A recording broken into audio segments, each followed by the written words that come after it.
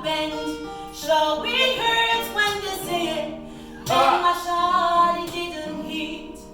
Let me tell you something, friends.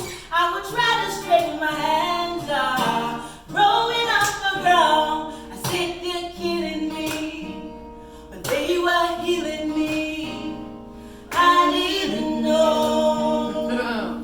They criticized me. I said they minimized me, but they were maximizing me. Now I know they didn't always want my best. I didn't even know how much I'm blessed. So when